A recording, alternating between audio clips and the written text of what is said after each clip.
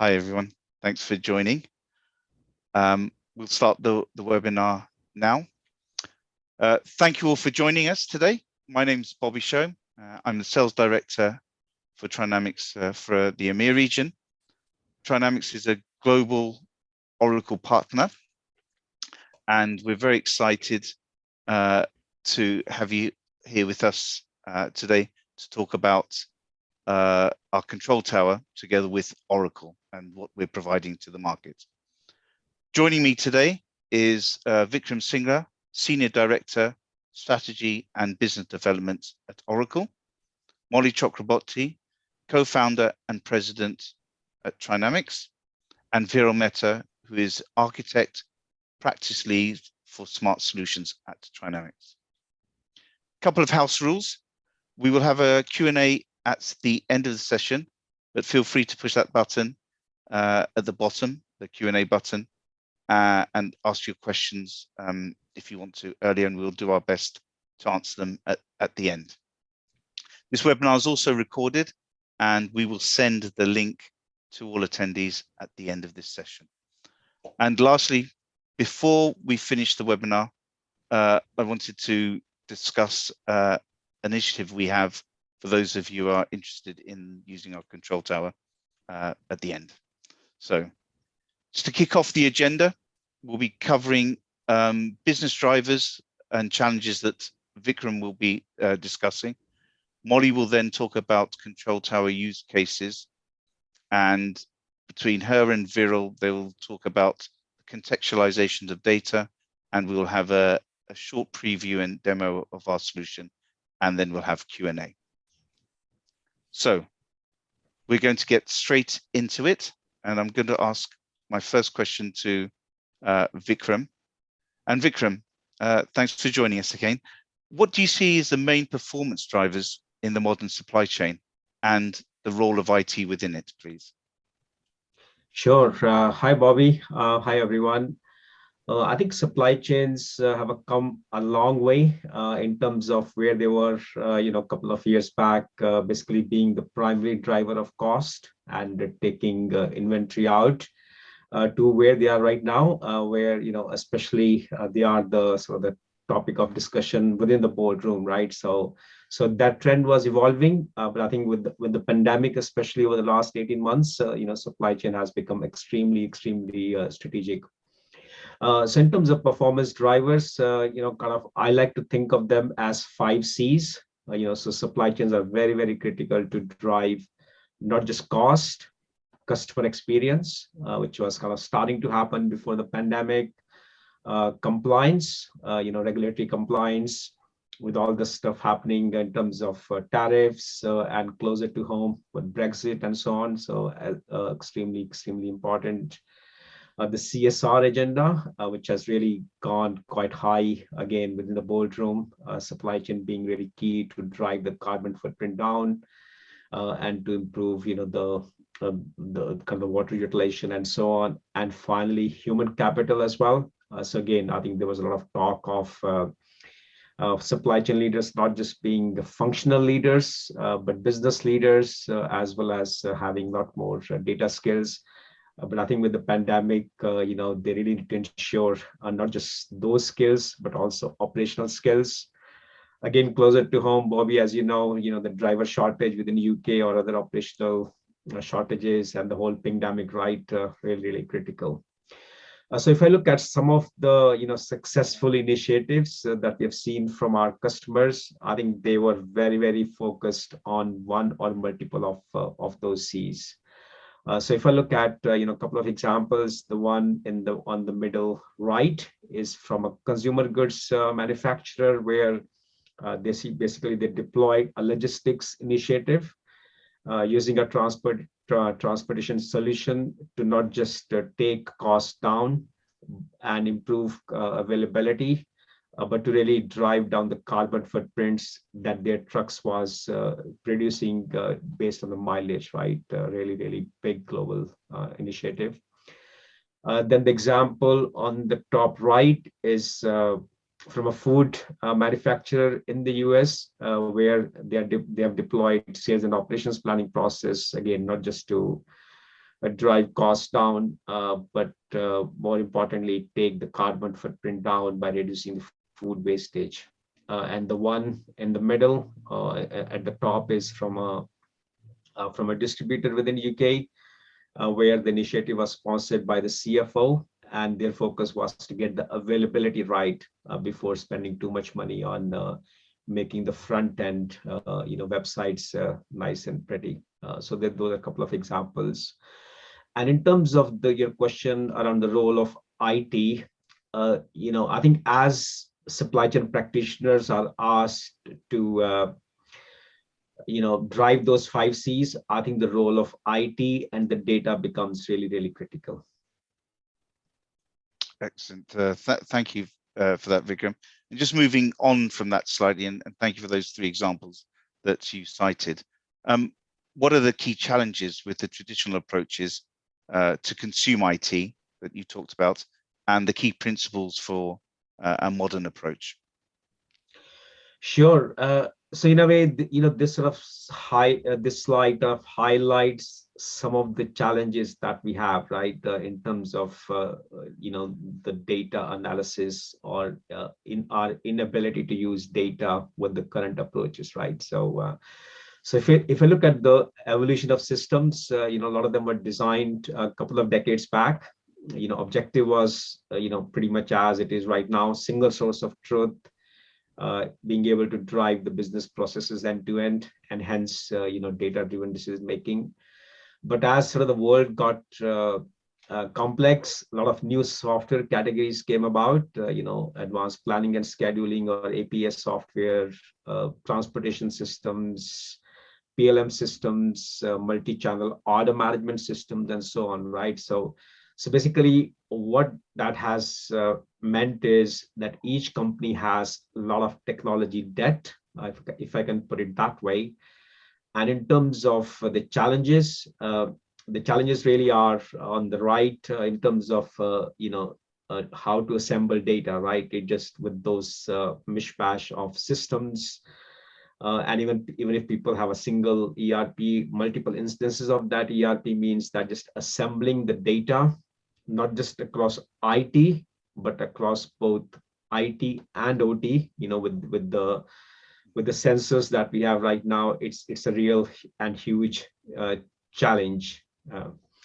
So the second issue is around the lag in terms of analytics. So a lot of those systems were really, really good in terms of number crunching, but they were not great at giving you the reports then and there, right? So you had to take data out, throw that into a data warehouse, and you were losing time. And that again is not helping when you have to drive those 5 C's and make decisions at speed, right? Balancing those 5 C's. And the final issue with that sort of with the current approaches is, again, how AI is being applied. So a lot of times AI is being applied at the reporting layer, not really embedded within the processes to both automate or to drive predictiveness. So in terms of the key principles to make to solve these challenges and kind of go forward, right? So the key issue is to think of in terms of the latency. What is it that we are trying to solve, right? So basically those 3 things that I talked about are causing latency at multiple stages. Kind of 5 L's to put it briefly. In terms of our ability to track at the customer sentiment, at the port closures or whatever might happen, and see what might happen in the world that might impact our supply chain. How quickly can I filter that event into my organization? How quickly that can go to the right people? How quickly I can run multiple scenarios and come up with the plan of action, again, balancing those 5 C's. And finally, how quickly can I implement a scenario, right, based on that management decision making. So to solve that latency problem, I think the modern IT needs to the platform needs to be built on those 3 principles that you see on the chart. So the first really is, have a cloud or a SaaS-based foundation, so that you don't really have this problem of assembling data. So what that foundation does is it inherently connects the business process end to end, make sure your system is always up to date, it's always connected, can incorporate data, both digital and physical data. In terms of applying AI, it got to be embedded within those business processes, again, to both drive automation as well as help you predict. And finally, in terms of analytics, it got to be pre-packaged as well. Again, at each business process, whether it's sales and operations planning process or logistics processes, but also at a higher level as well, where you are again incorporating external data and can kind of look at those dashboards right from scratch. Or to look at this chart in a bit more visual way, I kind of like to think of this more like an applications marketplace. We're all used to our phones and the marketplace of different applications which are always connected, which automatically get upgraded, right, or updated, and UI might change, but they're always, kind of very easy to use and so on. So similarly, I think the way to think of that is a cloud-based foundation where you can incorporate signals from an outside world. It's all connected. There is a lot of AI which is embedded so that you can make decisions on the back of that. And then the back end execution processes are connected as well, so that whatever decision you come up with, to increase demand by a certain percentage or increase supply by a certain percentage, you can kind of go and do that. So that's kind of briefly how I see in terms of 5 C's as the performance drivers.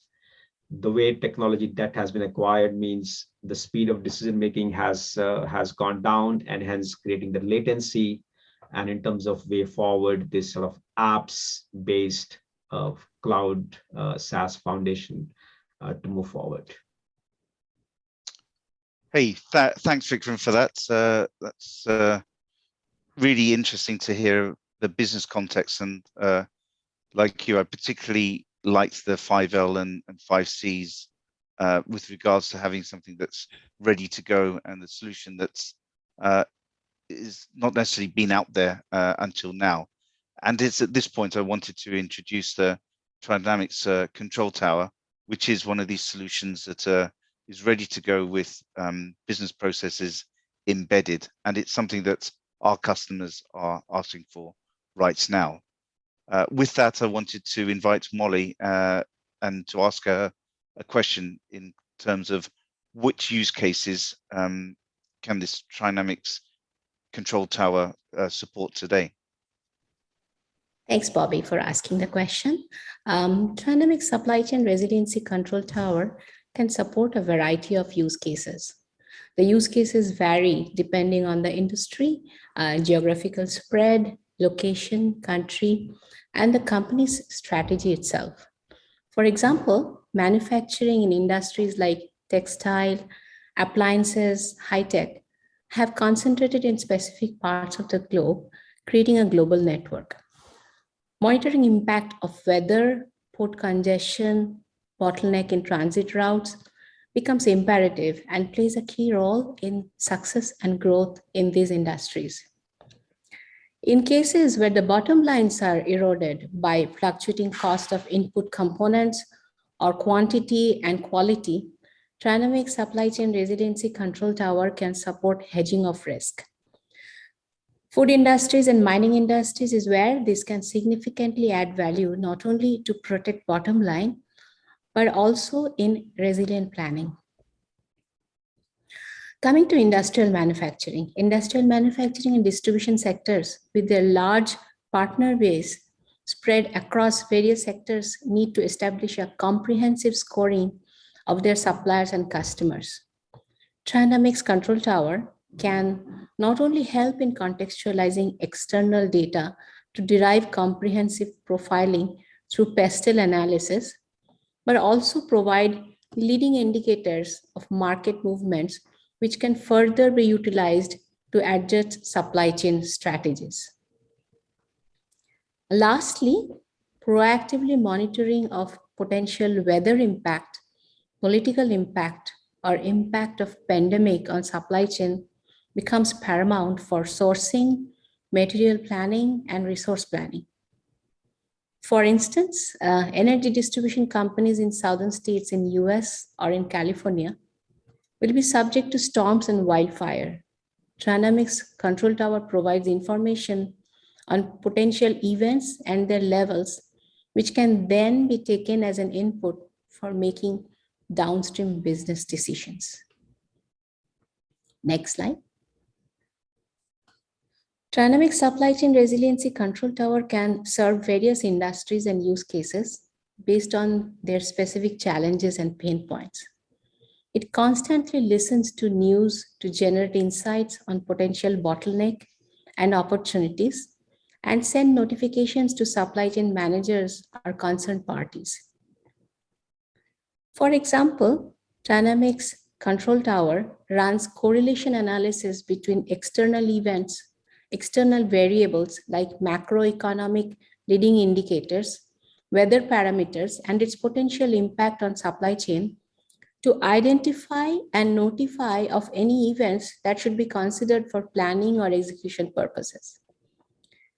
It thereby helps in bringing in external intelligence to accelerate building resiliency in domains like procurement, planning, manufacturing, and shipping.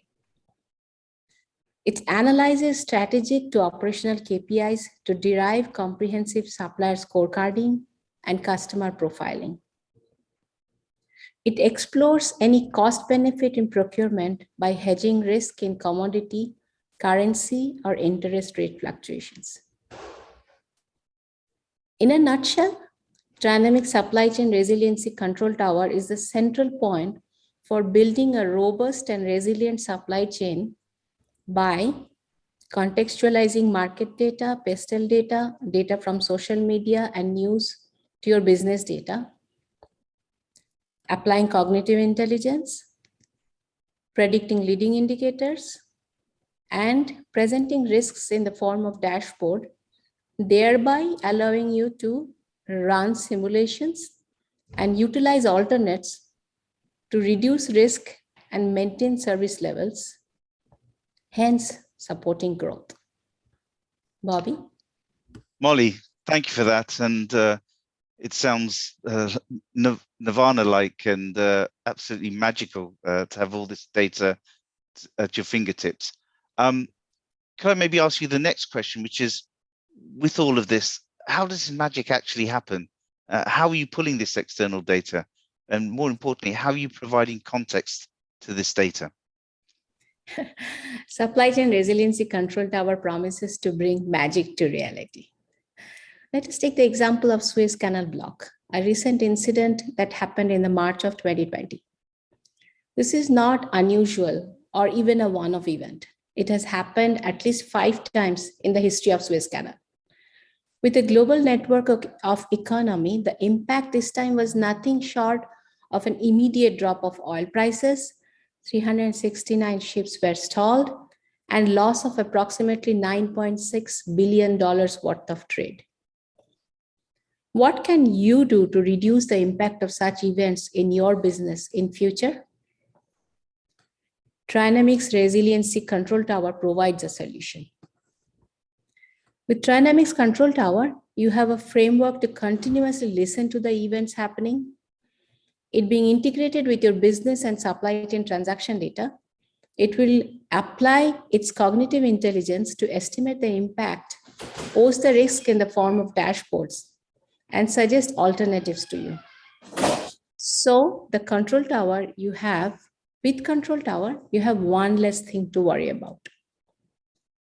You have all levers at your fingertips that will allow you to make informed business decisions through simulations, offloading to alternates, and inform your customers ahead of time to avoid nervousness across the ecosystem. In today's world of 5G internet, cloud computing, AI, and machine learning, it is not a wishful thinking, but a total reality. We have to adapt ourselves to the technology at hand to make resiliency and robustness a matter of reality to your organization. Molly, thank you for that. Fascinated by by you bringing this all together for everyone today. I wanted now to move on to Viral. And could you, Viral, provide the next level of detail that Molly started on, and in particular, the case of port congestion, to bring it alive for the people on this webinar, please? Sure, Bobby. As Molly highlighted in detail, the way global economies have shaped today, in the past few decades, supply chain are now subjected to disruptions that are ever growing in magnitude with increased frequency. One such use case is to map, monitor, assess disruptions across transportation route. With port congestion, gas prices, commodity shortages on its rise, it's important to identify the vulnerabilities in supply chain and develop resilient strategies. The causes of vulnerabilities are varied and complex. So for example, from labor disruption, cargo surges from big ship, infrastructure needs, to marine terminal productivity, equipment shortages, among other causes. The result is chronic gridlock at many ports. Ships are stranded for days, even weeks to unload. Containers are buried in enormous stock in clogged terminal yards. Truck wait in line for hours, sometimes up to 9, to pick up a single container. And customers throughout countries experience shipment delays lasting weeks. The congestion and bottleneck reverberate through the supply chain now. So let's look at the process flow for today's demo. First, we'll look at how we can detect disruptive events in advance and real-time basis, how to contextualize, visualize relevant risk to the supply chain. Then we'll look into impact in terms of 5 Cs highlighted by Vikram earlier to reduce latency in event management. Lastly, we'll look into the execution to mitigate the risk. Let's look at some of the dashboard. On this Event Watch dashboard, we can look at all the ports and canals that may impact the transit route, which is relevant to my supply chain, all the current and forecasted weather events that may impact procurement lanes due to various event types. The event type itself is categorized based on probability of occurrence and the magnitude of disruption to help prioritize risk. From current weather alerts to forecasted event, custom strike to custom delays, port strike to port congestion, all the disruptive events are highlighted in detail. We can drill down from any of this visualization as pivot point to understand all the supplies that are at risk and the available alternative to mitigate risk. For instance, currently we can see the system is predicting a delay due to congestion at Florida port. On drilling down, we can analyze supplies that are at risk.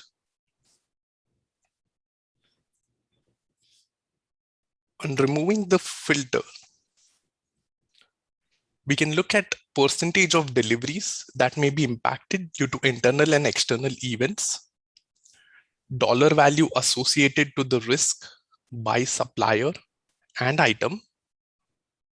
We can also analyze historical supplier performance to understand the variation between planning and execution based on supplier PO delivery, supplier's performance, real-time monitoring through Event Watch, as we saw of an example of port congestion, supplier's network, and 10 years of disruption history for the supplier. The system predicts on-time in full delivery.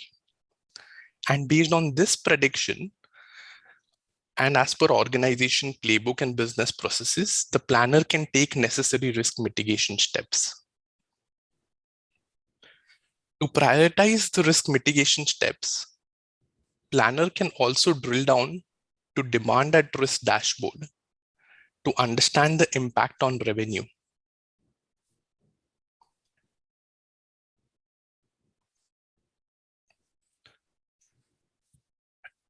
Here we notice that the demand is from a key account, and the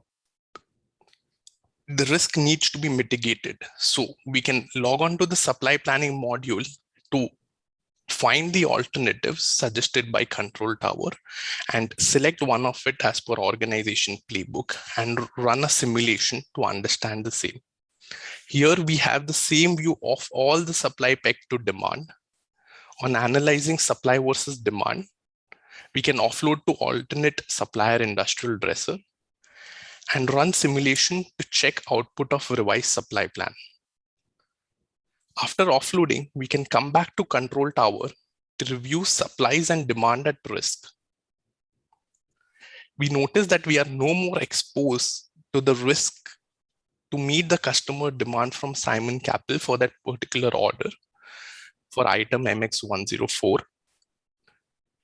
In summary, the solution seamlessly integrates with planning module, and hence any risk mitigation step taken in planning gets reflected on Control Tower on real-time basis.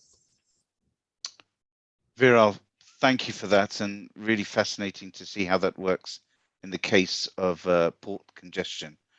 Could you perhaps talk us through what other use cases the Control Tower could be used for, please? Sure, Bobby. As we just saw, our example was for transportation, but the same can be utilized for procurement, manufacturing, and other aspects depending on the industry-specific use case. For this part of the demo, let's look at how external data with real-time monitoring can empower purchasing managers to negotiate scientifically with suppliers. The resiliency solution identifies the top commodities based on product build and presents indicators, historical data, charts, news, and forecast for the commodity. In this example, we see copper and steel are primary cost drivers. We can analyze historical movements and forecasted values for the commodities with configurable rolling average, smoothing out any variation, or understand price deviation using month-over-month percentage change graph. Alternatively, with Sankey diagram, we can visualize impact of each commodity across products and categories. From a product, we can drill down to understand right purchase price and optimal contract length. Using bottom-up costing, we can understand model breakdown cost by categories. In this example, we notice the input cost of raw material, which is also a major cost driver, has reduced historically, but the buying price has increased year over year. As a purchasing manager, I can take this input and relook at my purchasing strategy.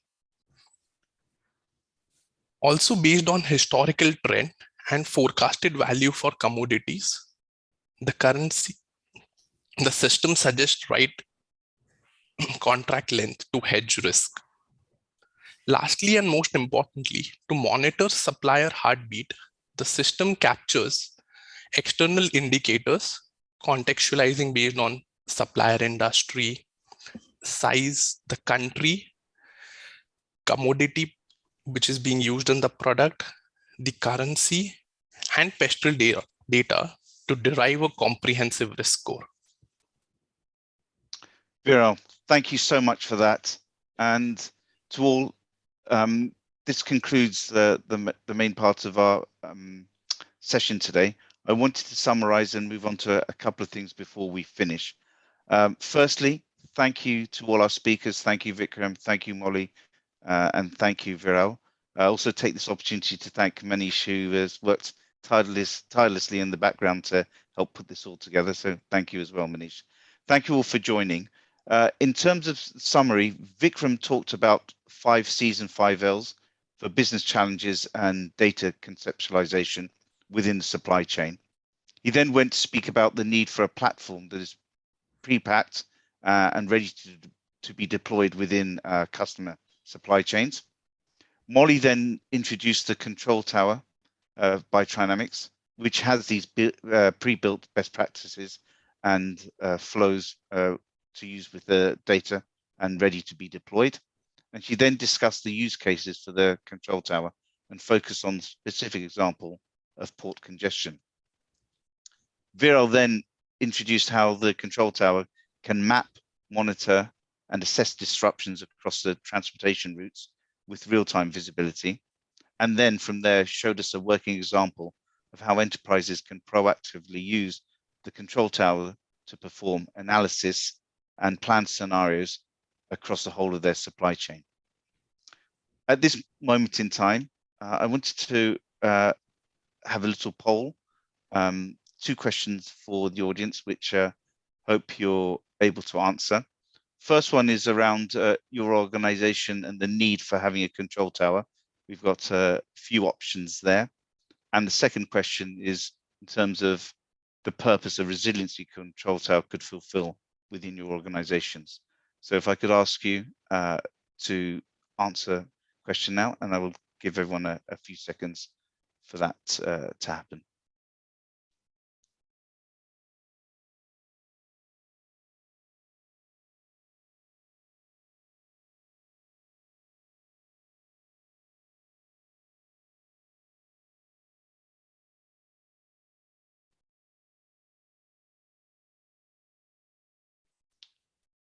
Okay, Manish, I think that is good.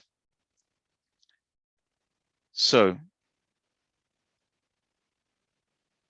here we have some of the answers here. So good to see that lots of people are looking at their options and use cases, and in particular, how it's going to connect up with external events. So all of those we discussed today. So thank you for that, for the answers on number 1.